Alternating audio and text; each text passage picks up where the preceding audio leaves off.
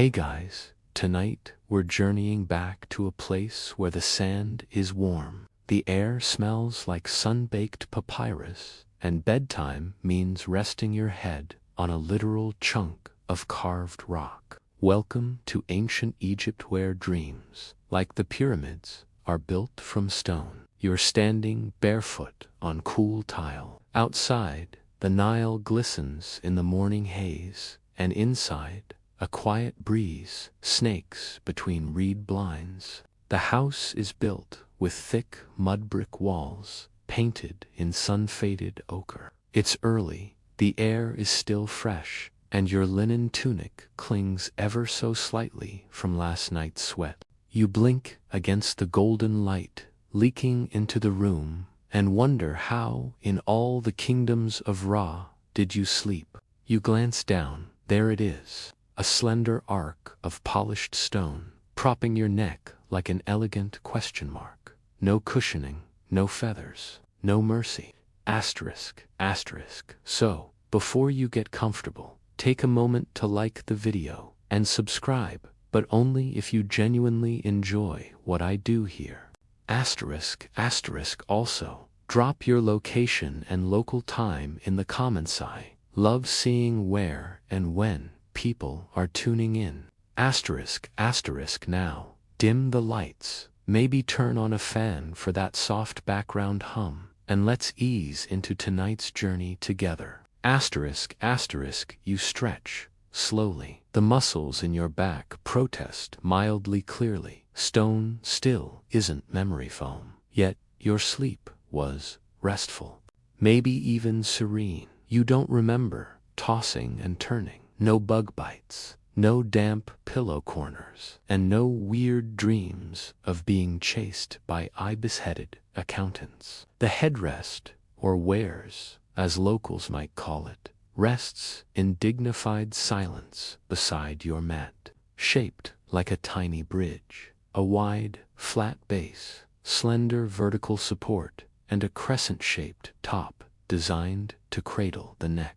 It's not meant for comfort in the modern sense. It's meant for alignment, elevation, and believe it or not spiritual security. Outside, Thebes awakens. Fishermen tug at nets. Donkeys clop lazily along sandstone streets. You follow the scent of bread through alleyways, past painted walls and lattice windows, toward the morning market. Everyone's up, and everyone's mildly grumpy, probably from sleeping on polished rocks. Except they aren't grumpy. That's the weird part. You pause under a fig tree and think, they're used to it. Stone pillows aren't a novelty here. They're a fact of life. Like sand in your shoes, or the occasional goat on the staircase. A neighbor, a woman with bright eyes and a basket of pomegranate asks if you slept well. You nod politely, unsure how to explain the slight crick in your neck without sounding like a foreigner. She laughs. If the gods didn't want us sleeping upright, they wouldn't have given us necks, she says. You don't know if that's a proverb or a personal joke, but it sounds ancient enough to let it stand. Back at your dwelling, you notice something else. The room isn't cluttered. The bedding is minimal. A woven mat, a thin linen sheet, maybe a wooden box or stool doubling as storage. But what really catches your eye is how prominent the headrest is. It's not tucked away like a pillow might be. Today's displayed, respected, almost ceremonial. You run your fingers over its surface, cool to the touch, smooth, despite tiny chips from years of use. There's a faint inscription on the base, perhaps a protective spell or a name. Historians still argue whether these headrests were meant purely for the living or as dual-purpose items intended for the afterlife as well. In the distance, someone begins chanting. A priest.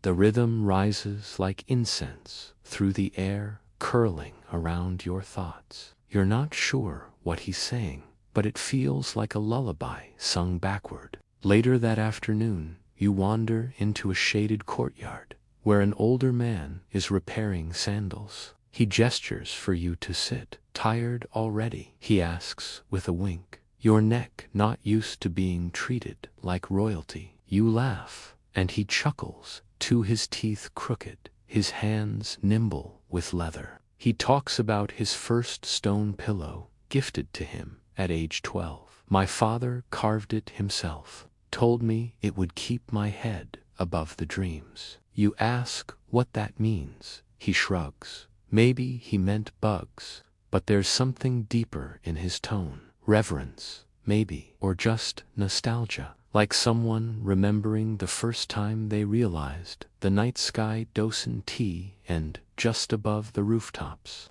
The sun begins to dip. Shadows stretch and soften. You make your way back home, your footsteps silent against the warm dust. Inside, you lie down. The stone pillow waits, like a silent question. You settle your neck against it, feeling oddly aligned. Your shoulders fall back, your breathing slows, and somehow, just before sleep finds you again, you wonder. Maybe the Egyptians weren't wrong. The afternoon sun lingers like a sleepy cat along the edge of your home's clay wall as you stir from your short nap.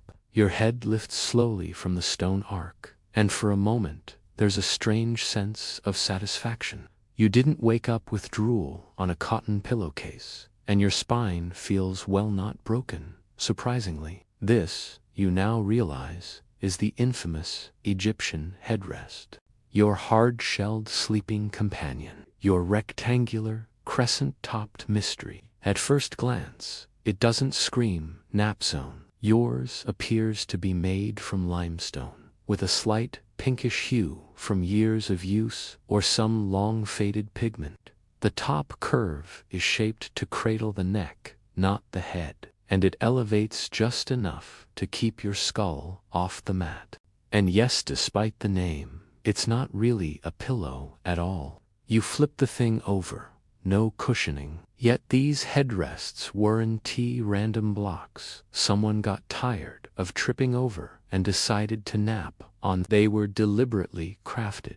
Artifacts of thoughtful design, shaped to support the head while aligning the spine, and, strangely enough, offering spiritual protection. Some believe they were inspired by the curved horns of sacred animals, or the arc of the rising sun. Others think they were shaped for airfloat, to lift the head and allow breezes to cool the neck during Egypt's endless summer nights. Historians still argue whether headrests were medical, magical, or purely a cultural flex, but they all agree on one thing. Asterisk, asterisk, they were everywhere. Asterisk, asterisk, tombs, temples, peasant huts, even travel bags, just in case someone needed to die away from home. In the artisan district, you wander into a small workshop. Two men are hunched over a slab of sandstone. They chisel carefully, rotating the piece between them.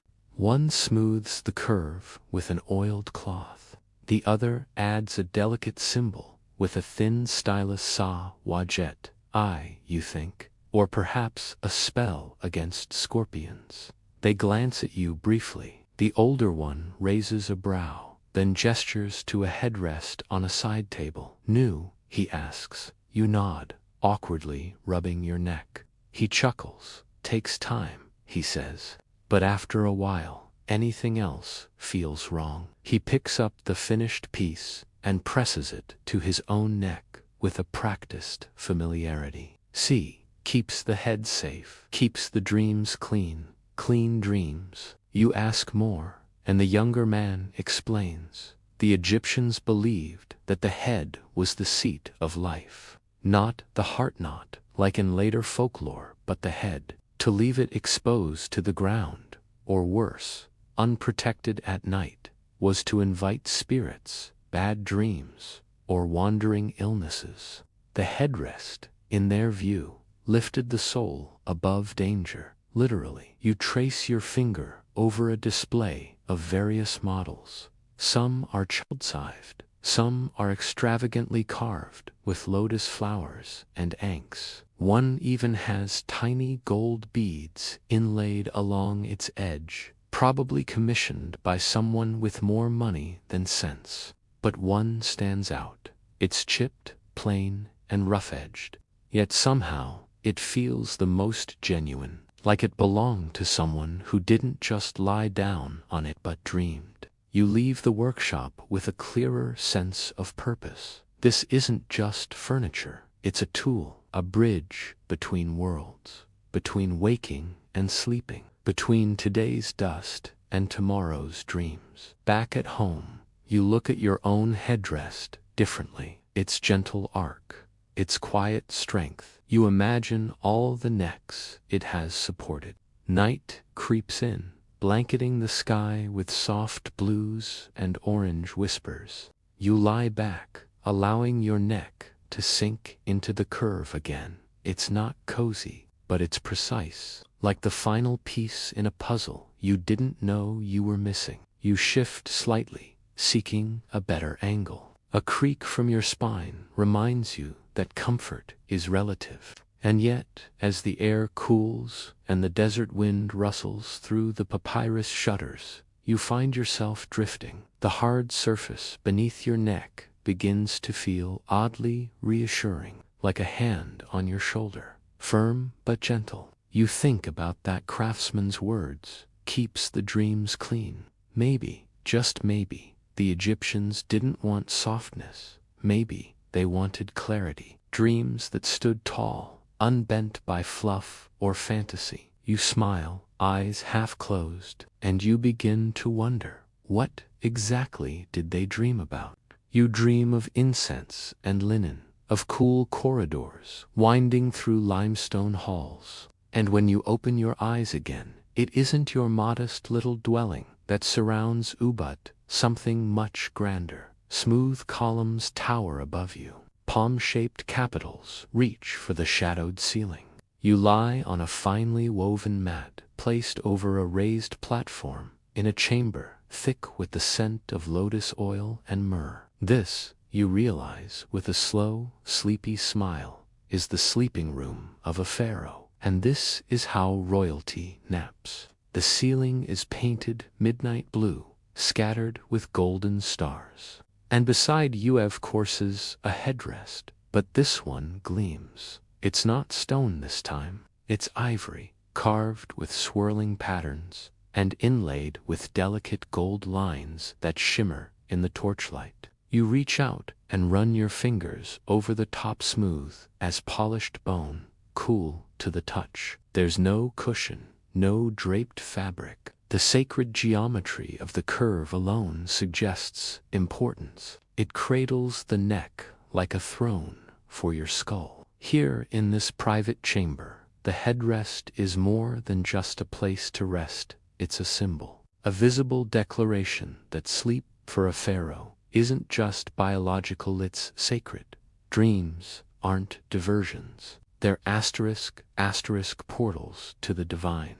Asterisk, a way to receive messages from gods, to travel the duat, to spy the shape of fate itself. While your body rests beside lotus-scented braziers, you hear soft footsteps. A servant enters silently, carrying a small alabaster jar. He dips a cloth and gently wipes your brow just enough to cool the skin.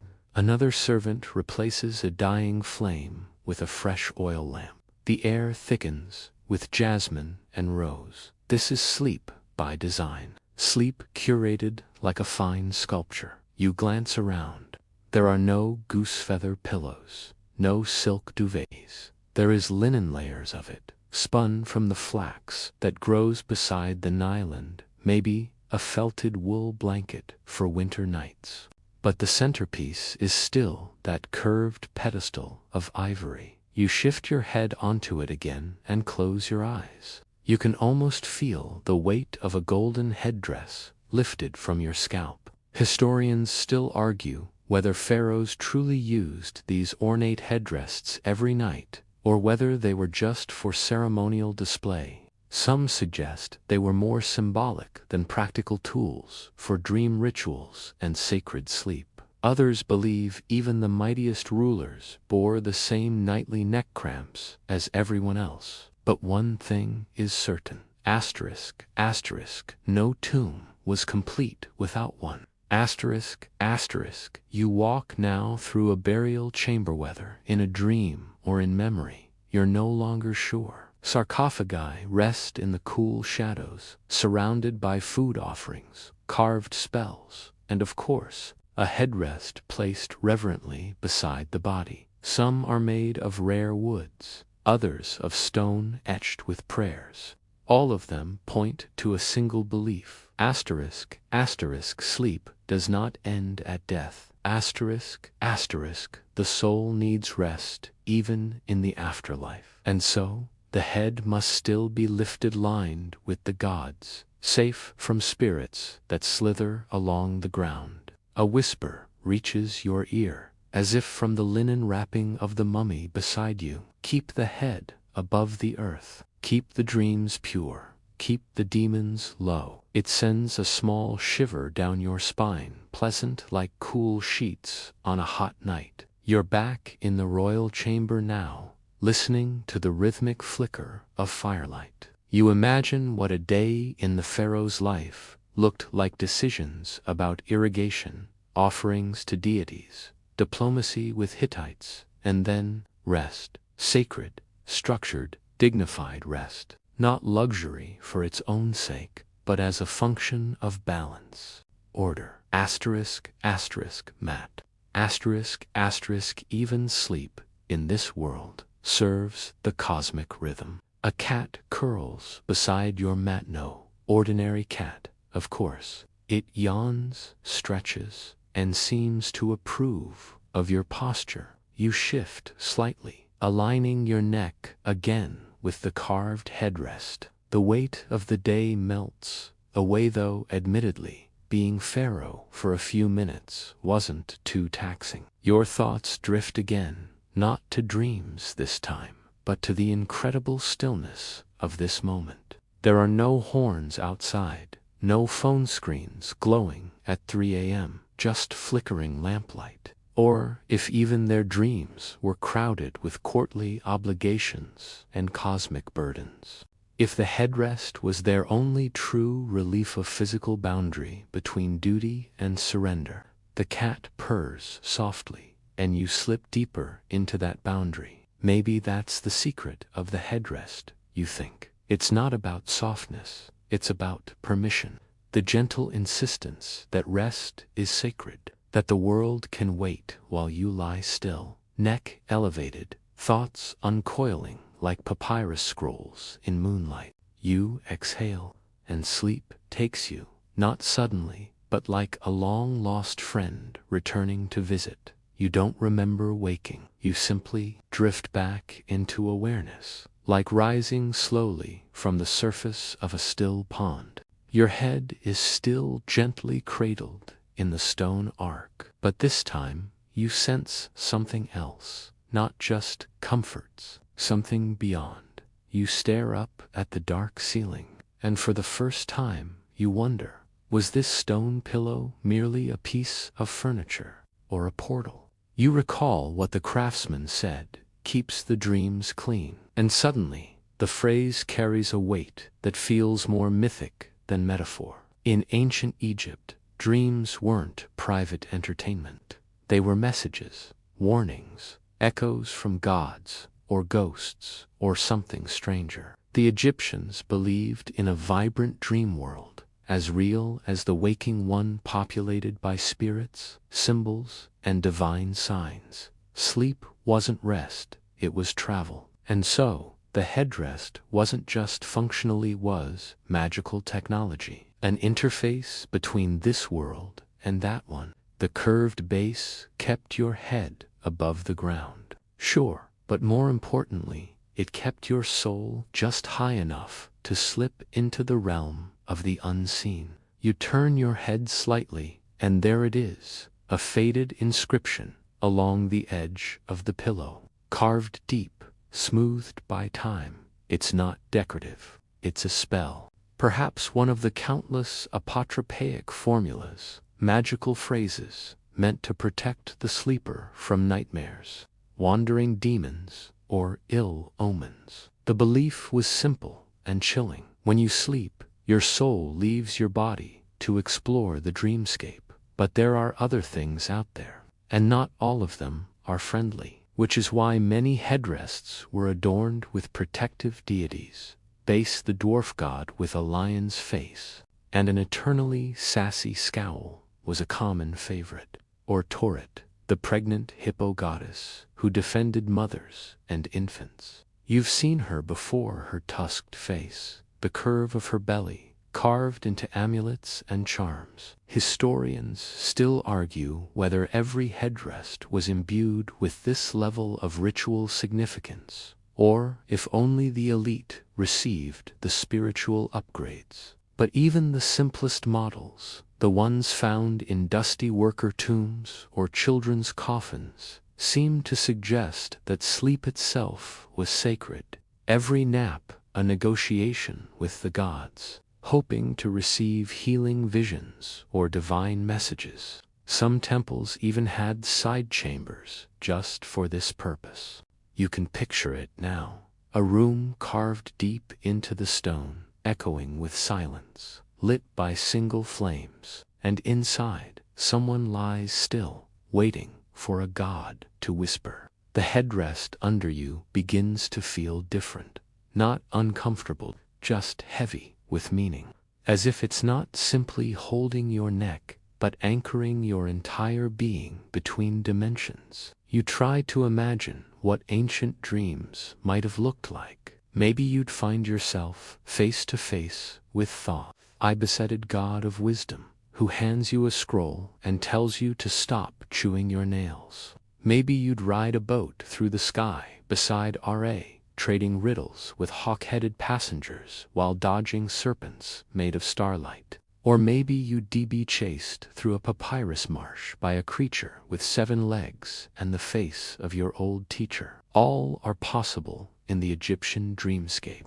and all were taken seriously. Some people even kept dream books, scrolls that listed symbols and their meanings. Dreamt of drinking warm beer. That's a good omen. Dreamt of your sandals catching fire. Interpret at your own risk. It's clear now why the head had to be elevated. Vulnerability begins at the neck, and dreams, while beautiful, are dangerous things. They can soothe you or break you, guide you or deceive you. The Egyptians knew this, respected it, prepared for it. So they lifted their heads off the earth, drew protection symbols, said their prayers, and hoped the gods would be kind. You lie back again and close your eyes, just to test the theory. The room shifts slightly. The lamp flickers once, twice, and suddenly you're floating not in water, but in air. You feel nothing beneath you, just the breeze of a world unbound by gravity. Below, images begin to form. A staircase made of lotus petals, a lion reading a scroll aloud to a council of jackals. Your childhood home, but made entirely of black basalt and echoing with the sound of temple drums. Somewhere in this dreamscape, someone whispers your name. You turn, no one's there. You don't panic. You're Egyptian now, remember. You've got a rock under your head and 2 goddesses on watch. You're just here for the ride. Still, as your dream self drifts onward, you start to think about the incredible effort that went into this nightly ritual. Elevating the head, engraving protection spells, seeking guidance in dreams as if the gods themselves had office hours. And you wonder, when did we stop treating sleep with such awe? Maybe we traded in the magic for memory foam. Maybe we forgot that dreams used to mean something. Or maybe, just maybe, all it takes is a headrest made of stone and the willingness to listen. Morning against, soft, golden, unhurried, you sit up slowly, rubbing the sleep from your eyes as the familiar scent of clay, linen, and faint lotus oil tickles your nose. Another night, another dreamscape explored. Your neck aches slightly, but there's a strange satisfaction in the stiffness, like a souvenir from the other side. Today, curiosity pulls you away from the river and into the heart of town. You've decided to learn how these strange, elegant instruments of rest are actually made. It's time to visit an Egyptian headrest workshop, tucked between a papyrus scribe's stall and a woman selling salted fish. The workshop is easy to miss, just an open space under a reed roof with a scattering of stone chips and tools. But inside, it hums with quiet concentration. A man sits cross-legged on the floor, surrounded by partially carved blocks. His hands are steady, his eyes laser-focused. The scent of dust and oil hangs thick in the air. You crouch beside him and watch. He doesn't speak for a while, just keeps shaping the block with a short copper chisel and mallet, tapping gently to reveal the elegant curve hidden inside. The form is already familiar. A broad, steady base, a single vertical support, and a crescent cradle at the top. It's not rushed work. It can't be. One wrong strike, and the entire piece could crack. When he finally looks up, he studies your face. "First time seeing one made?" he asks, wiping sweat from his brow with a cloth darkened by use. You nod. He smiles, showing a gap where a tooth used to live. They look simple, but even the plain ones take 3 days to get right. The good ones, he gestures toward a shelf where a glossier headrest sits, its edge polished to mirror finish. Weeks. You ask what materials are preferred. He lists them like a prayer. Wood for those who sleep light, alabaster for the wealthy, faience for special rituals, and of course, stone, especially limestone and quartzite. He catches your eye and raises a brow. Want to try? You hesitate, but curiosity outweighs caution. You pick up the chisel-awkward lion chip at the block. It feels like trying to carve a loaf of bread using a spoon, but you smile. This, somehow, feels like participating in something ancient. As you work, he explains that headrest designs often included magical motifs: snakes curled into loops, scarabs in mid-flight, lotus flowers mid-bloom. Sometimes, the underside would be carved with prayers or tiny glyphs. Too much art, he chuckles, and your dreams get crowded. Historians still debate whether the designs were meant to personalize the item or imbue it with spiritual power. But either way, each one was unique, not mass-produced.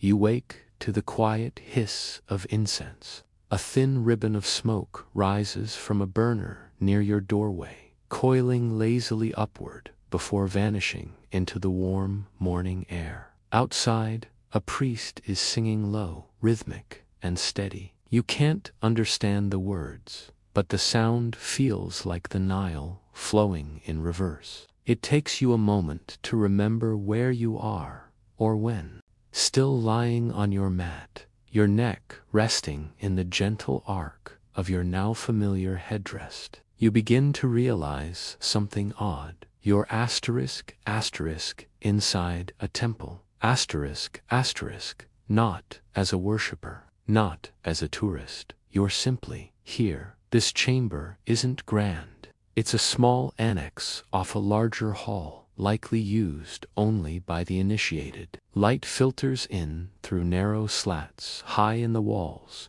carving golden lines across painted pillars. Incense thickens the airmer, maybe, or kifi, that legendary Egyptian mixture said to purify the body and invite good dreams. And beside your mat is a small statue of Base. You blink at him. He blinks back, sort of. His wide lion face grins with mischief. His tongue sticks out like a kid making fun of a school teacher. and he holds a curved dagger in one stubby hand. His other hand is placed on his round belly, which is oddly comforting. This is the god of households, childbirth, and strangely enough, sleep. Base was no towering deity with temples of his own. He didn't command sunrises or oversee national grain supply. But if you were trying to sleep without nightmares, Base was your guy. A lion-faced, dwarf-shaped, demon-fighting sleep bodyguard. You almost want to thank him for the nap. Across the room, you spot a priest placing headrests beside sleeping mats. They're painted with protective symbols, each arranged with precision and care. You realize now that this is not just a nap room. It's a ritual sleep chamber. The Egyptians believed that within sacred spaces like these, certain individuals, priests, prophets, or desperate pilgrims could receive visions from the gods. Not casual dreams, but deliberate ones. The term for it is dream incubation. Imagine falling asleep, not just hoping to rest, but fully expecting that a deity might appear to you, instruct you, heal you, warn you. You lie back again, letting the cool stone find its place beneath your neck. The headrest raises your head just enough that your line of sight finds the painted ceiling above. Stars, eyes, solar boats. You hear footsteps behind you. A priest passes slowly, murmuring a chant. In his hand is a charm, a hippo-headed figurine, unmistakably Tauret, another sleep protector. She was often placed near beds of pregnant women or children, but in truth, her power extended far beyond that. Where Base scared the bad dreams away, Tauret made sure they never dared show up in the first place. There is a calm here, unlike anywhere else. You hear soft breathing. Others in the room are already asleep, their souls adrift in that vast inner landscape. You wonder what they'll bring back, what advice a god might offer, whether it will make sense in the morning. Historians still argue whether these temple sleep sessions were symbolic rituals or actual therapeutic practices. Some believe they were mostly for show elaborate performances of piety. Others argue that dream healing was central to the temple experience, that these rooms weren't side chambers, but sanctuaries of sleep as sacred medicine. You feel it now, the urge to drift, to close your eyes and test whether the gods are feeling chatty tonight. But before sleep comes, you catch sight of a priest anointing a headrest with oil. He murmurs a blessing over it, and it strikes you how similar this is to preparing an offering. The headrest isn't just a tool. Here it's a collaborator, a ritual object. It holds your head, yes, but it also holds space for the divine. The priest catches you watching. He smiles faintly and presses a finger to his lips, not scolding, but inviting silence. You comply, sinking back. The headrest presses into your neck knot, harshly, just firmly enough to remind you where you are. In a temple, on the edge of the dream world, balanced between worlds, with only this arc of stone to hold your thoughts in place. The sounds of the chamber fade, the footsteps, the breathing, the soft crackle of a lamp, and into that silence, something seeps. A feeling, not a voice, a sense of vastness, of presence. The distinct sensation that you are not alone, and never were. Perhaps that's what sleep meant here. Not escape, but encounter. You don't know how long you lie there. It could be minutes, it could be hours. But when you finally open your eyes, the chamber feels brighter, lighter. Someone has opened the shutters, just enough to let in the Nile's morning scent.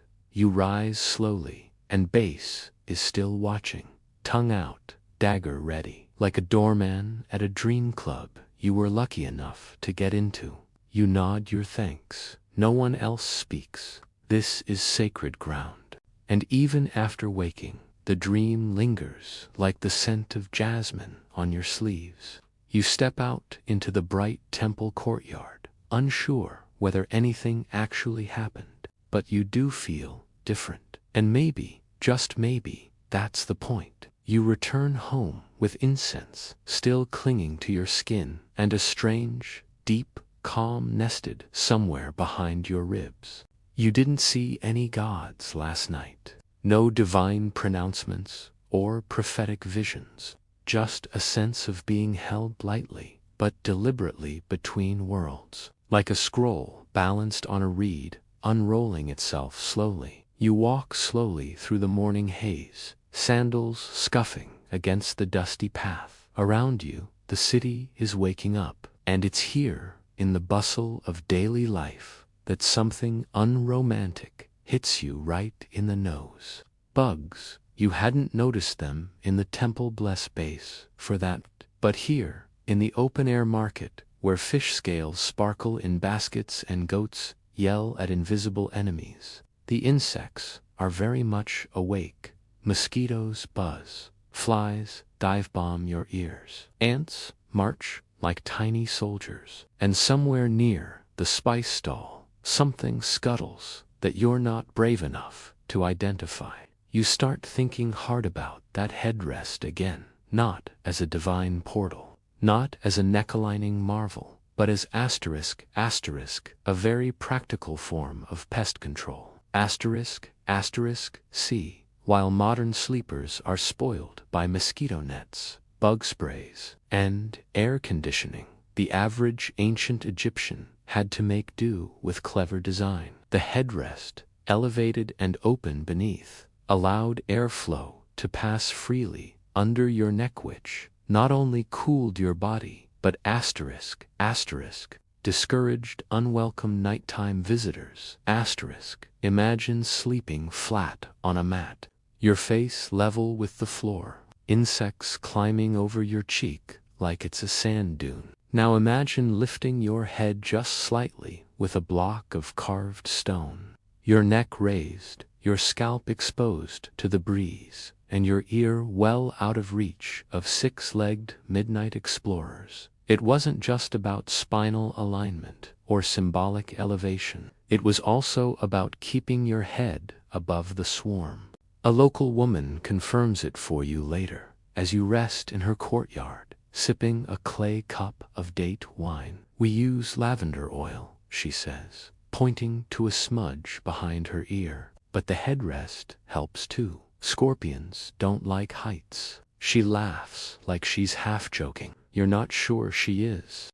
Historians still argue whether pest avoidance was a primary function or a convenient side effect of the headrest's design.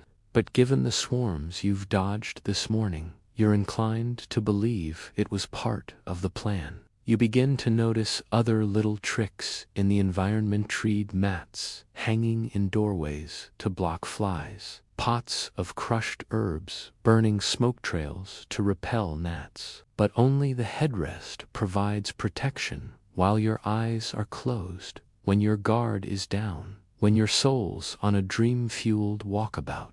Later, during an afternoon rest in the shade of a fig tree, you drift off against tone under your neck, wind in your ears, flies mostly discouraged. It's not total comfort, but there's a sort of peace in the stillness, a relief in not being swarmed, bitten, or crawled upon. And of course, just as you slip into a nap, a lizard runs across your foot. Classic Egypt. Back home, you take a closer look at the bottom of your headrest. You hadn't paid much attention before, but now you notice it's slightly flared wider than the top. Stability, yes, but maybe also to elevate it just enough so nothing wriggles over during the night. You imagine an Egyptian child asking his parent why they can't have a soft pillow, so bugs don't whisper secrets in your ears. The parent might say, you chuckle, but also, you believe it. You drift into thought. What else did the Egyptians do to protect their bodies during sleep? You recall reading about coal eyeliner, not just used for beauty or sun protection, but also believed to ward off the evil eye. Bedtime wasn't casual here. People prepared to sleep like they were preparing for a journey or a battle. Oil the body, bless the headrest, invoke the gods, elevate the skull. Even the very act of turning in for the night was part of a larger spiritual hygiene routine, one that assumed the night would come with risks, not just physical, but metaphysical too. And so, the stone pillow becomes part of a complete defense system. Your head elevated, not just against ants and heat, but also against curses, whispering demons, stray spirits, and possibly even snooping neighbors, with gossip potent enough to manifest in dreams. You lie back one more time as evening comes, the sun bleeding into the sky like crushed hibiscus, the wind rising just enough to brush through the door slats. You curl onto your mat, adjust your linen sheet, and settle your neck into the crescent again. Tonight, it's not about divine dreams or cosmic visions. Tonight, you're just asterisk, grateful to be above the bugs. And as you drift off, you wonder, has modern sleep ever felt this secure? It's late afternoon now, and the Nile hums in the distance like a sleepy drum. You've spent enough time observing the world of pillows that aren't pillows. So today, you do something bolder. You visit his house is shaded by a grove of date palms, and smells faintly of ink and dust to ingredients you suspect that power most of ancient Egypt. He's old, wispy-bearded. His fingers are stained with black pigment. He doesn't look up at first as you step into the entryway, just continues writing slowly, precisely, a strip of rolled papyrus stretched taut between two stones. Looking for a story, he asks eventually, eyes still on the page. Sort of, you say. I'm looking for sleep.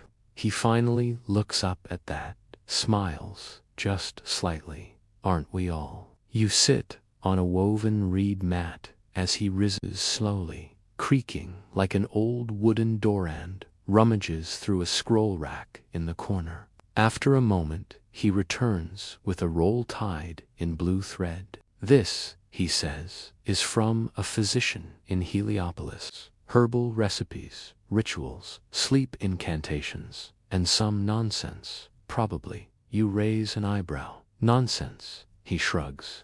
Even the gods dream, strangely. He unties the thread and reads aloud in a whispery voice. The room seems to lean closer to listen. One recipe lists crushed blue lotus petals mixed with wine and honey. Sip before bed for visions of clarity and calm. Another suggests heating frankincense resin with crushed juniper and waving it under the bed to dispel restless spirits. Yet another, perhaps your favorite, claims that placing dried mint leaves under the headrest will ensure dreams unspoiled by noise or frogs. You can't help but grin.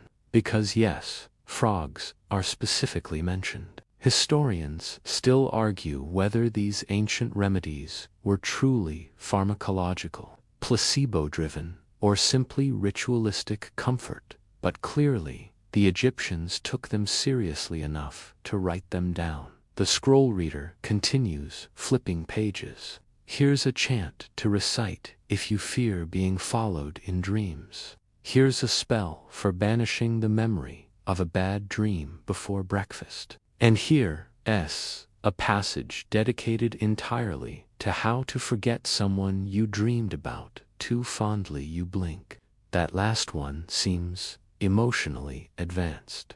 The scroll reader chuckles. Love and dreams, two things that rarely behave. You sit for a while longer, reading through scrolls filled with herbal ingredients you've never heard of, and bedtime's routines more complicated than most weddings. There are baths in milk, prayers to the moon, even diagrams of how to position the body on the mat for maximum spiritual alignment. Left side for protection, right side for dreams, stomach only if you're absolutely certain you want to see ghosts. But you notice something in common across them all. The headrest is always present. Sometimes it's just a footnote. Place head upon the wares and chant 3 times. Other times it's center stage. Carve your name beneath the head and speak it before sleep. And occasionally it's poetic. As the head is lifted, so too may the heart be light. You ask the old man if he's ever carved one himself. He shakes his head. I prefer papyrus, less likely to chip. But he admits he owns one, a simple wooden ark passed down from his mother, who used it until the day her dreams stopped coming. He pauses then, gazing out the window. Funny thing about dreams, you never know when they'll leave or when they'll come back. Outside, the day begins to soften into that slow, honey-colored stretch that Egypt seems to have perfected. You thank the scroll reader, and he waves you off with a warning not to sleep with your legs crossed. Tangles the soul's path, apparently. Back home,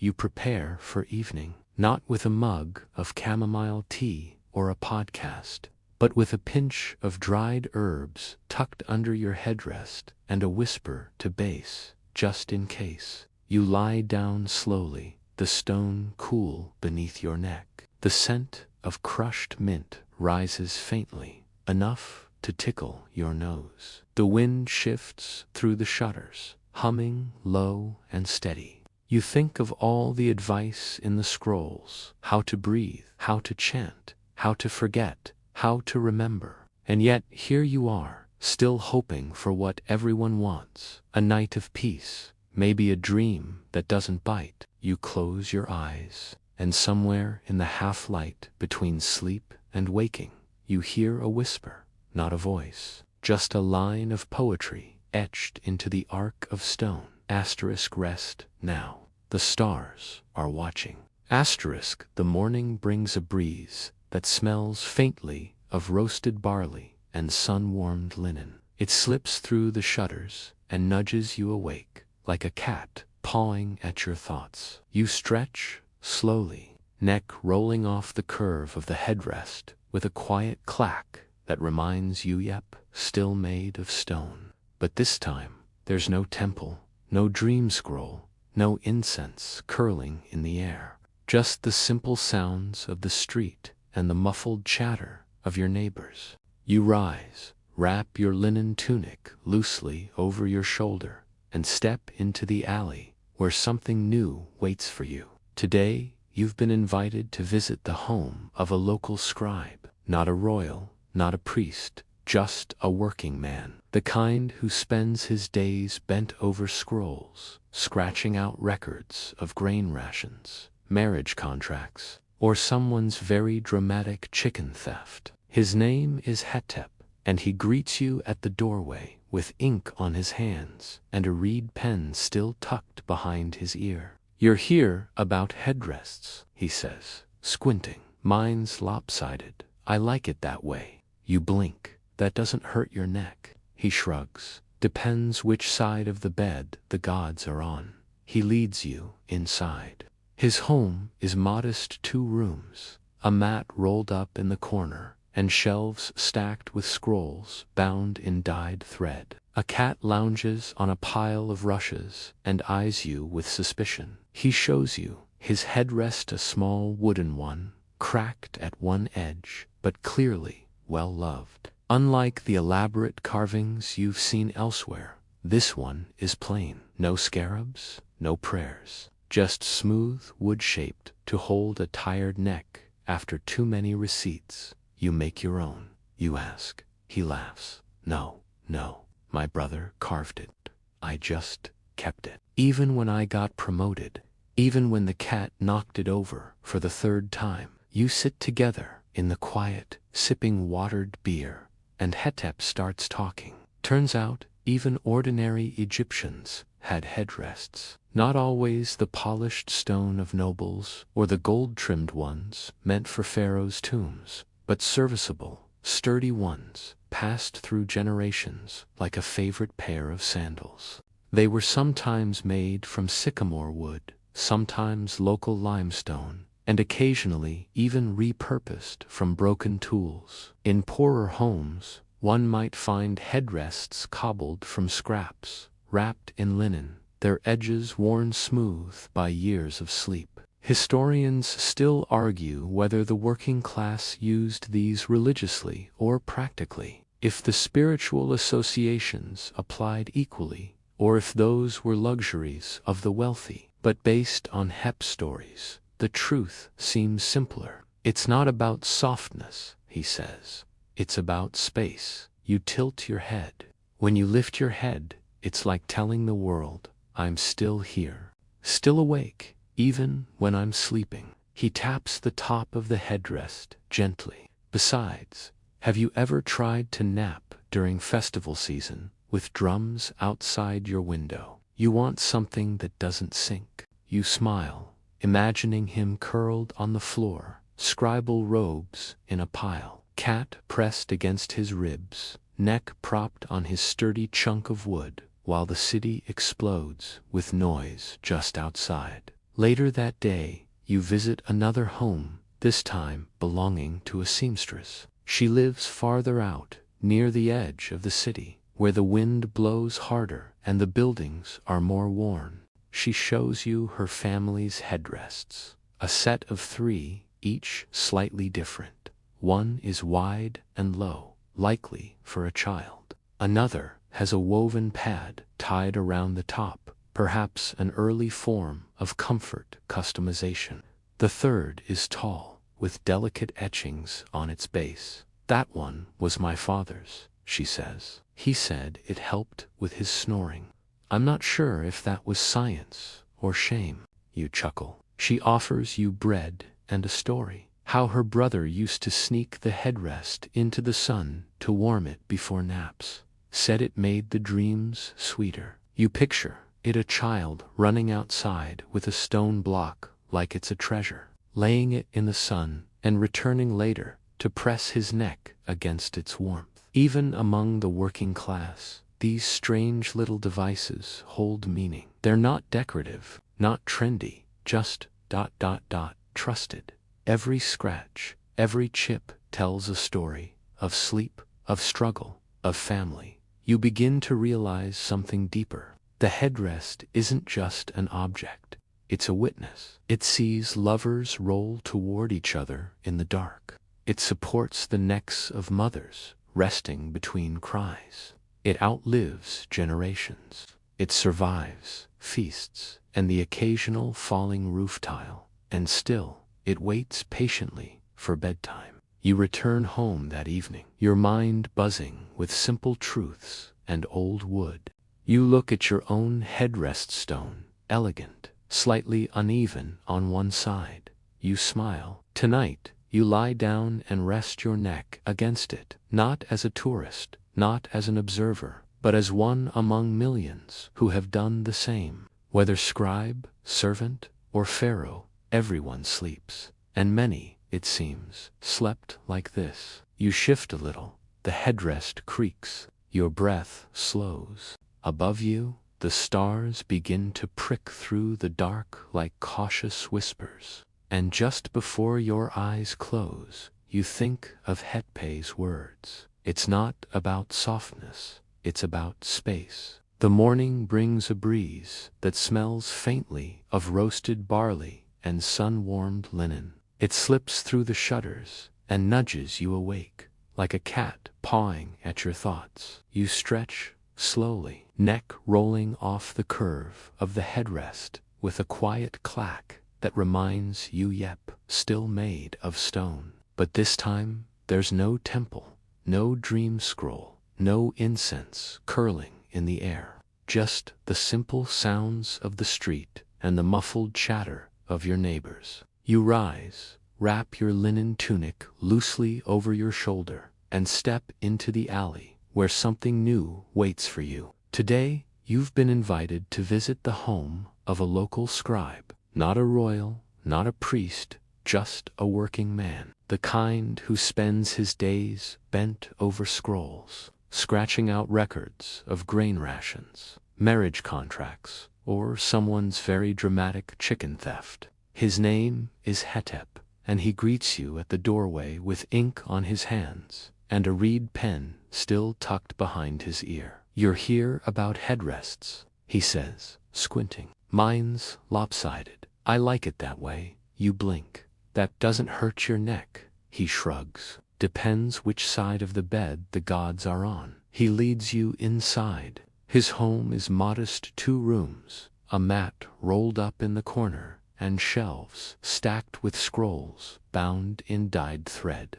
A cat lounges on a pile of rushes and eyes you with suspicion. He shows you his headrest, a small wooden one, cracked at one edge, but clearly well loved. Unlike the elaborate carvings you've seen elsewhere, this one is plain. No scarabs, no prayers. Just smooth wood shaped to hold a tired neck after too many receipts. You make your own. You ask. He laughs. No, my brother carved it. I just kept it. Even when I got promoted, even when the cat knocked it over for the 3rd time, you sit together in the quiet, sipping watered beer, and Hetep starts talking. Turns out, even ordinary Egyptians had headrests. Not always the polished stone of nobles, or the gold-trimmed ones meant for pharaohs' tombs, but serviceable, sturdy ones passed through generations like a favorite pair of sandals. They were sometimes made from sycamore wood, sometimes local limestone, and occasionally even repurposed from broken tools. In poorer homes, one might find headrests cobbled from scraps, wrapped in linen, their edges worn smooth by years of sleep. Historians still argue whether the working class used these religiously or practically, if the spiritual associations applied equally, or if those were luxuries of the wealthy. But based on Hep's stories, the truth seems simpler. It's not about softness, he says. It's about space. You tilt your head. When you lift your head, it's like telling the world, I'm still here, still awake, even when I'm sleeping. He taps the top of the headrest gently. Besides, have you ever tried to nap during festival season with drums outside your window? You want something that doesn't sink. You smile, imagining him curled on the floor, scribal robes in a pile, cat pressed against his ribs, neck propped on his sturdy chunk of wood, while the city explodes with noise just outside. Later that day, you visit another home, this time belonging to a seamstress. She lives farther out, near the edge of the city, where the wind blows harder and the buildings are more worn. She shows you her family's headrests, a set of 3, each slightly different. One is wide and low, likely for a child. Another has a woven pad tied around the top, perhaps an early form of comfort customization. The third is tall, with delicate etchings on its base. That one was my father's, she says. He said it helped with his snoring. I'm not sure if that was science or shame. You chuckle. She offers you bread and a story, how her brother used to sneak the headrest into the sun to warm it before naps. Said it made the dreams sweeter. You picture it, a child running outside with a stone block like it's a treasure, laying it in the sun and returning later to press his neck against its warmth. Even among the working class, these strange little devices hold meaning. They're not decorative, not trendy, just ... trusted. Every scratch, every chip tells a story of sleep, of struggle, of family. You begin to realize something deeper. The headrest isn't just an object, it's a witness. It sees lovers roll toward each other in the dark. It supports the necks of mothers resting between cries. It outlives generations. It survives floods, feasts, and the occasional falling roof tile. And still, it waits patiently for bedtime. You return home that evening, your mind buzzing with simple truths and old wood. You look at your own headrest stone, elegant, slightly uneven on one side. You smile. Tonight, you lie down and rest your neck against it, not as a tourist, not as an observer, but as one among millions who have done the same. Whether scribe, servant, or pharaoh, everyone sleeps. And many, it seems, slept like this. You shift a little. The headrest creaks. Your breath slows.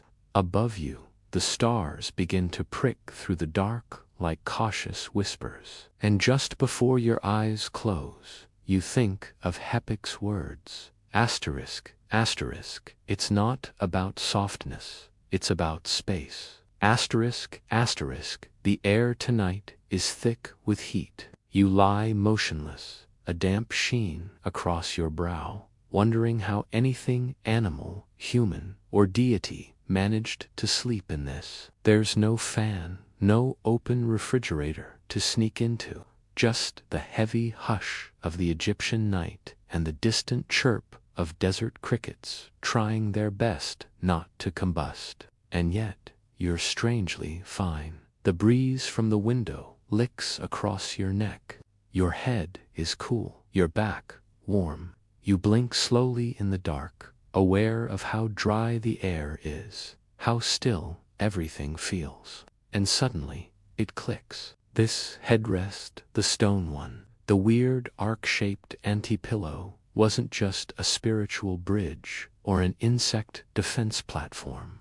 It was an ancient air conditioning system in its own simple, brilliant way. The curve of the headrest elevates your skull, allowing air to flow freely around it. Unlike a modern pillow, which cradles your head in a fluffy tomb of heat-trapping fabric, this thing practically begs the wind to swirl underneath and around. It's cooler, fresher, practical. You sit up slightly and notice something else. You're not sweating into a bundle of cotton. Your bedding is a simple woven reed mat, maybe topped with a linen sheet. No padding, no insulation. The heat slips through rather than getting trapped. You walk slowly toward the door, headrest in hand. Outside, rooftops shimmer in moonlight. You pass a young man lying beneath the stars, head gently perched on a slab of polished wood. He waves lazily. You wave back, and then you realize, asterisk, asterisk, Egyptians often slept outside. Asterisk, asterisk, when the heat became unbearable. It often did. People would bring their mats, blankets, and yes, their headrests, up to the flat rooftops or courtyards, where the night air moved freely. There was no need for elaborate comfort, no mattress the size of a chariot, just space, stars, and the stone curve beneath the neck. You climb to your own roof and settle near the edge, your headrest clicking softly into place beneath your neck. The coolness is immediate. You lie back and stare upward. Above you, the stars burn in unfamiliar shapes, constellations half remembered from books, myths tied to gods with falcon heads and sun-disk crowns. The Milky Way, to Egyptians, was considered a heavenly river, sometimes imagined as the goddess Nut, stretched across the sky like a living arch. Tonight, she watches you sleep. Historians still argue whether rooftop sleeping was a necessity or a preference, whether it was common among all classes or mainly a habit of city dwellers with flat-roofed homes. But everyone agrees on one thing. Asterisk, asterisk, the headrest made it possible. Asterisk, asterisk, you glance toward the edge of the roof and see another sleeper shifting in the dark. A low murmur drifts up from a nearby courtyard to voices, probably lovers, whispering before sleep. A donkey brays, a door creaks. but all of it feels muffled, as if the night has softened everything for you. The breeze finds your face again, brushing across your forehead, and you realize just how perfect the design is. The headrest doesn't hold heat, it doesn't cling to sweat, it doesn't hug you like modern pillows do. And that, oddly, is the gift.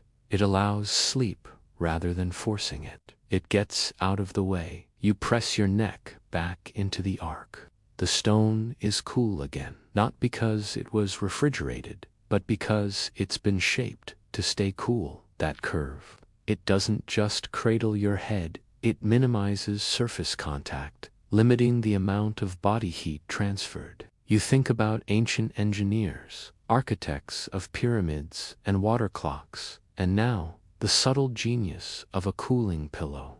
There's a soft clink beside you, someone settling in. An older woman, a neighbor perhaps, wraps a shawl around her shoulders and places her head on a weathered, painted headrest.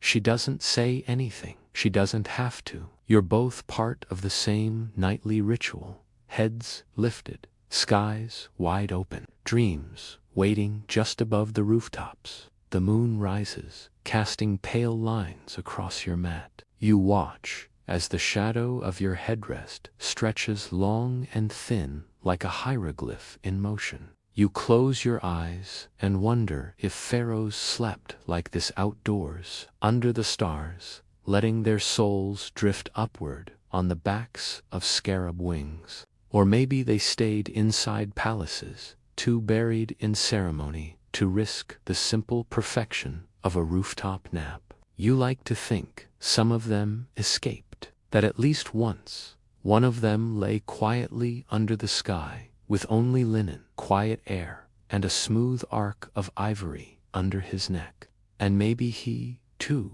thought, this is better than fluff. Your eyes flutter open to soft light and birdsong. It's morning again, and your body hums with that oddly specific ache that says you've slept outside, but not badly. You stretch slowly, careful not to jostle the headrest still tucked beneath your neck. And then, a peculiar sound, a tiny, high-pitched yawn. You turn your head carefully, of course, and spot a child nestled on a nearby rooftop mat. She's no older than 5, swaddled in wrinkled linen, arms splayed like a sleeping beetle, and beneath her head is a miniature headrest, carved from wood and painted in faded red spirals. Wait, did Egyptian toddlers use these? Apparently, yes. You watch her for a moment as she stirs, scratches her nose, and snuggles closer to the tiny arc of her pillow. It's a sight that shouldn't make sound, yet it does. Even at this age, she's learned to sleep like her ancestors. Later that day, driven by curiosity and still half dreaming, you visit a local artisan who specializes in funerary items. Objects created not just for the living, but for the dead. His workshop is dim, cool, and cluttered with oddities. Painted canopic jars, carved wooden cats, gold leaf amulets shaped like feathers, and rows of headrests, in various stages of completion. He's thin and wrinkled, with eyes like lamp flame. Looking for comfort, he says, not unkindly, as he sees you eyeing a smooth alabaster piece, no larger than your forearm. I'm wondering, you say slowly, why children and even mummies get headrests. Why carry that into death? He nods, setting aside a chisel. Because sleep doesn't end when the breathing does. He explains that Egyptians viewed death as a continuation, a new chapter, not a full stop. The afterlife was not some vague, cloud-floating gig. It was daily life resumed, with farms, bread, wine, love, arguments, and yes, sleep. And what would a good night's rest be in the afterlife without your trusty pillow? Especially when that pillow *** keeps your spirit from sinking. You glance toward a shelf where several child-sized headrests are arranged. Some are plain, carved from smooth sycamore. Others are lavish tiny works of art with protective charms etched onto the base. Eyes, lotus buds, little dancing base figures. These are for funerary rites, the artisan says, gently tapping one to comfort the child's soul as it makes its journey. Historians still argue whether these small headrests were actually used in life or simply placed in tombs to mirror earthly habits. But either way, the symbolism is unmistakable. Asterisk, asterisk, even the smallest souls deserved elevation. Asterisk, asterisk, and then there's the other extreme, the dead. In nearly every Egyptian tomb, from the modest to the majestic ULL, find headrests placed beside or beneath the body. Sometimes they're real, sometimes symbolic, painted on the walls or carved into the sides of the sarcophagus. The point remains. Asterisk, asterisk, the head must never lie flat. Asterisk, asterisk, not in life, and not in the eternal slumber to come. You ask the artisan if people still believe the headrest works in the afterlife. He shrugs. Maybe, maybe not. But the dead still deserve the dignity of alignment and a good dream. Later, you visit a tomb, not a grand one, just a family chamber carved into a hillside, shadowed and silent. Inside, amid the fading wall art and offerings, long since turned to dust, you find it, a stone headrest, cracked but standing, still guarding the space where someone once lay. There's a name etched on it barely legibly. Beneath that, a short phrase, asterisk, may your dreams find water. Asterisk, you stare at it for a long time, because that's not just a poetic wish, it's a survival tip. In the afterlife, as in the desert, water is life, dreams are rivers, sleep is the boat, and this curved piece of stones, the mast that holds it all upright. You emerge into the sun with the phrase echoing in your head, asterisk, may your dreams find water. You think of the child, of the artisan, of the headrests made for those who would never breathe again, and suddenly your own neck aches with meaning. That night, you rest on your headrest as if it were something far more sacred than furniture. You lie down not just to recover, but to prepare to cross the threshold, even if only for a few hours, and beneath your neck is the same shape used by toddlers, laborers, queens, and mummies, a small thing, but a faithful one. You're walking again along the dusty edge of the city, past the mud brick homes, with palm leaf roofs and stone thresholds worn smooth by generations. But today, your path leads you beyond Egypt's borders, sort of, because, as it turns out, asterisk, asterisk, the headrest wasn't just Egyptian. Asterisk, asterisk, you've heard whispers in the market of strange neck pillars used by Nubian warriors, of Mesopotamian merchants carrying curved supports across trade routes, of imported sleep customs picked up and adapted like spices in stew. Curious, you stop by the home of an elderly trader, his hair white, his robes crisp despite the heat. His walls are lined with treasures from other lands, beadwork from Kush, lapis from the east, carved bone from across the sea. You ask him plainly, did other people sleep like we do? He grins, as if he's been waiting years to be asked. Oh yes, he says, and some of them did it first. He pulls out a cloth bundle, unwrapping it to reveal a headrest, unlike any you've seen asterisk, asterisk, shorter, thicker, carved from polished wood so dark it almost looks like obsidian asterisk, asterisk. The curve is more severe, the base wider. This one, he says, is Nubian, from Kerma, maybe older. They say their warriors wouldn't sleep without one. He explains that in Nubio Egypt's powerful southern neighbor, the headrest was also commonplace, used by elites and commoners alike. Their versions were often chunkier, sturdier, and sometimes worn smooth from being carried on long treks. In Nubia, he says, they believed dreams could be stolen, so you had to lift your head to keep them safe. You blink. Stolen dreams, he nods, seriously, by jackal spirits, or worse. No one sleeps flat in the desert unless they want company. He unwraps another bundle, this one slimmer, with ornate geometric carvings. Mesopotamian, he says, or inspired by them. The traders used to carry these across the Zagros, said it helped them breathe at night. Historians still argue whether these designs spread outward from Egypt, or if the idea of a head-lifting sleep tool evolved independently across cultures with similar climates. Either way, the evidence is clear. Headrests weren't uniquely Egyptian, but Egypt might have perfected them. You ask if the Greek traders ever used anything similar. He shrugs. Greeks preferred pillows, but some of them, especially in Thebes, picked up our habits. You see it in the tomb art, foreigners sleeping the Egyptian way, like they finally realized fluff isn't everything.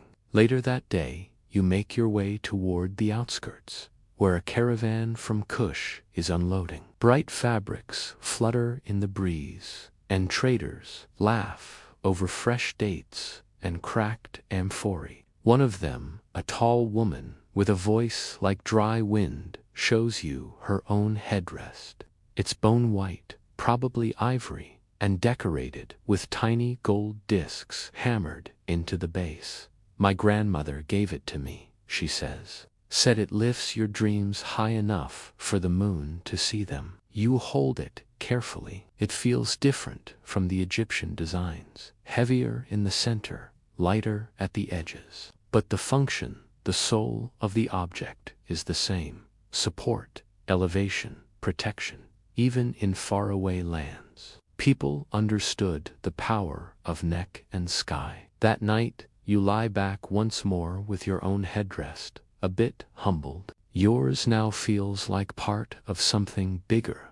Sleep, tradition, stretching across deserts, valleys, and generations. A shared human need not just to rest, but to do it right. You imagine a caravan of sleepers across time, a Nubian scout under the stars, a Sumerian merchant curled beside stacked jars, an Egyptian farmer beside a half-eaten loaf of bread, all with their heads lifted, eyes closed, dreams poised just above the earth. And perhaps, just perhaps, they all shared the same final thought before sleep. Let nothing follow me into my dreams. The sun rises a little softer today, as if it knows you need a gentler start. You sit on the edge of your mat, rubbing sleep from your eyes, the headrest beside you now as familiar as a worn slipper. But something else is calling now, not just the stone, but what people believed lived around it. Because here's the thing, in ancient Egypt, sleep wasn't just biological, it was dangerous. Not in the modern blue light disrupts your REM cycle way, but in the sense that the night teemed with things, unseen, unpredictable, sometimes unfriendly things. And the headrest, it wasn't just ergonomic, it was defensive architecture for the soul. You notice it for the first time, something tied around the base of your headrest, a small pouch fraying at the edges, stuffed with herbs, feathers, and what might be a carved beetle. An amulet, a charm, you're not sure, but it's not decorative. It's been placed there for a reason. You ask your neighbor, an older woman who sells onions and sleeps lighter than a cat. She nods sagely. For protection, she says. Always keep something at the base. Spirits crawl low. You want your dreams higher than they can reach. This explains a lot. You begin to notice charms everywhere, tucked into bedrolls, hung on hooks, even carved into the headrests themselves. The most common ones, based, of course, still sticking out his tongue like a child mocking danger. But also scarabs, wedged eyes, and ankhs, symbols not just of life, but of continuity, of safe passage between realms. You visit a local amulet maker that evening. Her shop is small, shadowy, and packed with the scent of crushed herbs and hot copper. She's grinding something that smells like dried figs and regret. You ask her about sleep charms. She holds up a tiny clay figure with an oversized head and spindly limbs. It's a dream catcher of sorts, shaped like a frog. For nightmares, she says, pressing it into your palm. You put it under the headrest. If you dream of falling, it catches you. You ask her if it always works. She shrugs. Only if you feed it. She explains, dead serious, that charms work best when paired with ritual. A whispered name, a line from a prayer, or a drop of scented oil before sleep.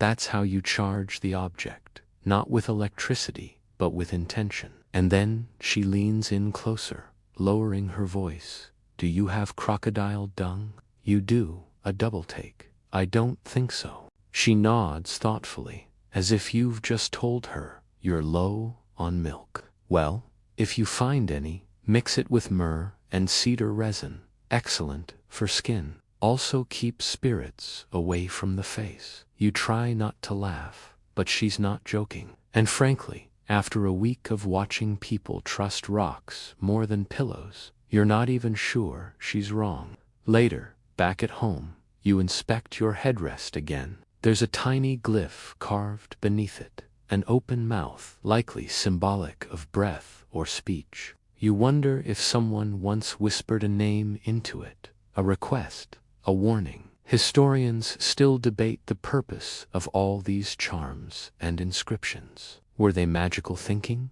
social custom, a way to feel in control of a wild, dark universe? Maybe. But they also reflect a truth. Asterisk, asterisk, when you sleep, you're vulnerable. Asterisk, asterisk, and people did what they could to stay safe. You make your own charm that night. Nothing fancy, just a scrap of linen tied with a reed, with a faint line of ink drawn down the center. You place it beside the headrest and murmur something you're not sure qualifies as a spell, but it feels right.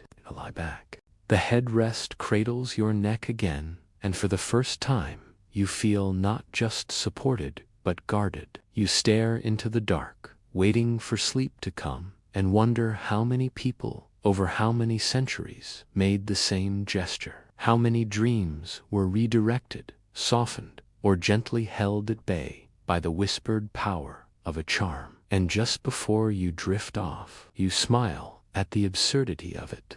You wake slowly, feeling unusually refreshed, like someone pressed the reset button on your brain without asking. The little linen charm is still resting at the base of your headrest, untouched and slightly crooked, like it slept harder than you did. But there's a new thought forming, something you've been circling for days now. Did this thing actually work? Not spiritually, not magically, but physically, functionally, anatomically. Was the headrest comfortable, ergonomic, good for the spine? Or have you been gradually convincing yourself that sleeping on a polished rock is relaxing because you 3,000 years too late to complain? You decide, in the spirit of late morning curiosity and mild existential concern, to experiment. Lying flat on your mat, you remove the headrest entirely. You roll a bit of linen into a makeshift pillow and slide it under your head. At first, it's plush, familiar. Then, something odd happens. Your chin tilts upward slightly. Your airway narrows, and your neck starts to tense. You shift, trying to find the spot. No spot. Now, you bring the stone arc back. Set it beneath your neck, right at the sweet spot of alignment. The tension melts. Your shoulders fall. You inhale deeper. The curve supports your skull, raises it gently, and leaves space for air to flow beneath. Like scaffolding for the dreamscape. Historians still argue whether the headrest's physical function was its main feature or just a happy byproduct of symbolic intent. But modern researchers have tested replicas and, oddly enough, some agree that it supports the cervical spine remarkably well, especially in hot climates where elevation equals cooling. And unlike soft pillows, which trap heat and moisture, the Egyptian headrest lets air move around the neck and scalp, cooling the blood and possibly improving sleep quality in desert conditions. It's less a pillow, more a ventilation system for your brain. You test this further lying on your side, your back, even curling up like a sleepy cobra. The headrest holds firm each time, offering just enough lift to keep your airway open without pressing against your jaw. It's like ancient orthopedic therapy without the insurance copay. But it's not just physical. You start noticing how the experience changes mentally. Without something squishing your head from both sides, you're more aware of the room, the sounds, your breathing. It feels less like escaping into sleep and more like slipping into another layer of awareness. You sit up and think, maybe this thing isn't cozy, but it's clean, minimal, intentional, the opposite of excess. A sleep philosophy shaped in stone. You speak to an older man later, that Dea, former healer, who used to work with joints, bones, and herbs. He chuckles when you ask him about the headrest. People always think softness means kindness, he says. But the body needs direction, not indulgence. The headrest keeps you in line. Literally, you ask, he grins. And spiritually too, but yes, literally. He tells you about patients who complained of neck pain, shoulder stiffness, or snoring. Many of them switched to raised sleeping surfaces and reported fewer issues. Some used rolled mats, others wooden neck braces, but the headrest, that was the gold standard. If you knew how to use it, you thank him, still surprised. All this time you've been assuming the Egyptians tolerated discomfort for the sake of ritual. But now you're not so sure. Maybe it wasn't a compromise. Maybe it was precision. A small, hard, perfectly curved solution to a problem we've since tried to fix with feathers, foam, and increasingly expensive mattresses. And now, here you are, thousands of years later, neck elevated on a chunk of carved limestone, feeling like you've unlocked a secret your ancestors knew before chairs even had backs. That night, you lie back once more. The air flows past your ears like soft breath. Your spine feels straight. Your chest expands freely. You feel aligned, not just in body, but in purpose. The dreams come easily, gentle, curious, as if your mind knows it's being held just high enough to be safe, just low enough to wander. And before sleep takes you, you whisper to no one in particular. Maybe the weird rock pillow really was better. You wake slowly, feeling unusually refreshed, like someone pressed the reset button on your brain without asking. The little linen charm is still resting at the base of your headrest, untouched and slightly crooked, like it slept harder than you did. But there's a new thought forming, something you've been circling for days now. Did this thing actually work? Not spiritually, not magically, but physically, functionally, anatomically. Was the headrest comfortable, ergonomic, good for the spine? Or have you been gradually convincing yourself that sleeping on a polished rock is relaxing because you 3,000 years too late to complain? You decide, in the spirit of late morning curiosity and mild existential concern, to experiment. Lying flat on your mat, you remove the headrest entirely. You roll a bit of linen into a makeshift pillow and slide it under your head. At first, it's plush, familiar. Then something odd happens. Your chin tilts upward slightly, your airway narrows, and your neck starts to tense. You shift, trying to find the spot. No spot. Now you bring the stone arc back. Set it beneath your neck, right at the sweet spot of alignment. The tension melts. Your shoulders fall. You inhale deeper. The curve supports your skull, raises it gently, and leaves space for air to flow beneath, like scaffolding for the dreamscape.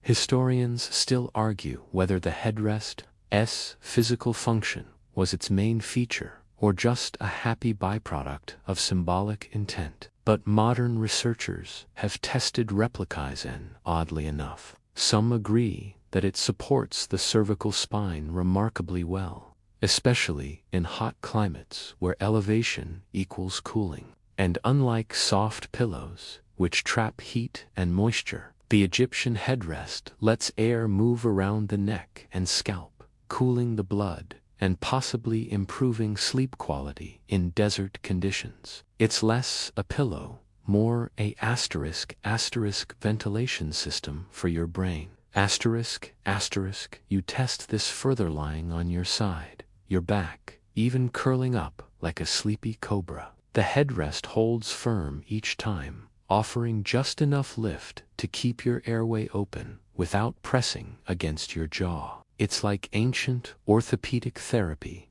without the insurance copay. But it's not just physical. You start noticing how the experience changes mentally. Without something squishing your head from both sides, you're more aware of the room, the sounds, your breathing. It feels less like escaping into sleep and more like slipping into another layer of awareness. You sit up and think, maybe this thing isn't cozy, but it's clean, minimal, intentional, the opposite of excess.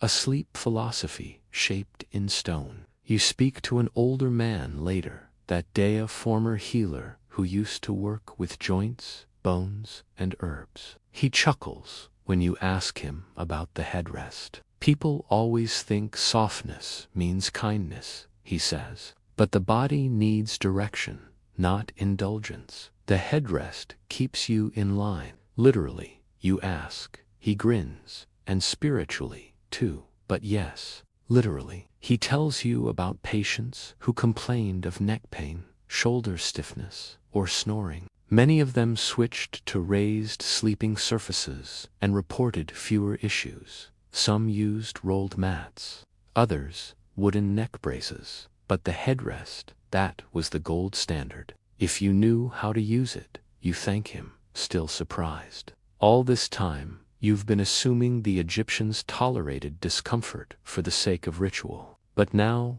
you're not so sure. Maybe it wasn't a compromise. Maybe it was precision. A small, hard, perfectly curved solution to a problem we've since tried to fix with feathers, foam, and increasingly expensive mattresses. And now, here you are, thousands of years later, neck elevated on a chunk of carved limestone, feeling like you've unlocked a secret your ancestors knew before chairs even had backs. That night, you lie back once more. The air flows past your ears like soft breath. Your spine feels straight. Your chest expands freely. You feel aligned, not just in body, but in purpose. The dreams come easily, gentle, curious, as if your mind knows it's being held just high enough to be safe, just low enough to wander. And before sleep takes you, you whisper to no one in particular. Maybe the weird rock pillow really was better. The final evening comes slowly, drawn out like the soft tug of a linen curtain in a breeze.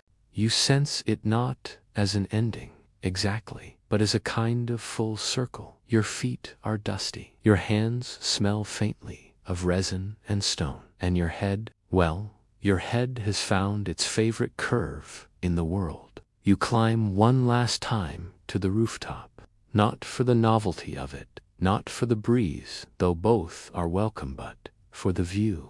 The sky here doesn't just darken, it deepens. Each night seems to fall slower than the one before, as if the gods are reluctant to dim the lights on a city still buzzing gently with stories. You set your headrest down with more care than usual, like placing a friend exactly where they like to sit. The stone is warm from the day, but cooling fast. It no longer surprises you, it simply fits. The neighbor's cat is already curled up nearby, as if she owns the place, and, let's be honest, she does. Somewhere below, someone is playing a reed flute, the notes drifting up like lazy fireflies. Tonight, you don't need scrolls or amulets or bedtime rituals. You just lie back, your neck nestled in its familiar arc, and let the silence unfold. Your thoughts wander not to gods or glyphs or dream demons, but to the simplicity of this thing. How it has, in its quiet, unglamorous way, done its job for thousands of years. No upgrades, no models, no version 3.0, now with memory foam, just stone, or wood, or bone, carved with intention, lifted with meaning, and not once did it apologize for not being soft. You think of the child and her painted headrest, of the artisan who kept his father's dreams in a cracked arc of quartzite, of the priest who oiled the curve before sleeping beside a god, of the trader who carried a carved ivory one across scorching sands. So many heads, so many dreams, and now yours joins them. The moon crests the horizon a silver hook in a navy sea. The city breathes in rhythm with the river, and for once, your own breath matches it perfectly. As you close your eyes, you feel the weightlessness of knowing exactly where you are, not in a palace or a tomb or a field of reeds, but here, balanced, supported, seen. And then something shifts. It's not a sound or a shape. It's a sensation, like the pause between two notes in a lullaby, a moment when everything holds still, not empty, but held. And in that pause, you finally understand. The headrest wasn't built to help you sleep. It was built to help you let go. Not in defeat, but in trust. And so, you do. The air is still now. Your body quiet, your breath even. The stone beneath your neck is no longer just an object, it's an invitation, a doorway that never needed hinges. You feel the warmth of your own skin fading gently into the cool of night, like water slipping into clay. There are no thoughts to chase, no symbols to decode, no ancient secrets pressing for attention, just stillness. The stars above do not blink. They simply remain silent, ancient, watching as your mind begins to soften at the edges. Even your heartbeat has grown drowsy, each thump slower than the last, like a drumbeat walking itself home. The city sleeps around you. The Nile whispers its eternal lullaby in the distance, and a breeze drapes itself across your feet. The cat has stopped watching. Even she's asleep now, curled like a question mark with nothing left to ask. Your neck, perfectly balanced in that gentle crescent of stone, feels weightless. Your thoughts, once knotted with wonder and curiosity, unspool like linen thread into the dark. Let them drift, let them go. Tonight your head is lifted, not in pride or worry, but in peace. And you carry with you the same blessing carved into so many old stones. May your dreams find water. So rest now. Nothing follows, nothing reaches. You are held, you are safe, you are home.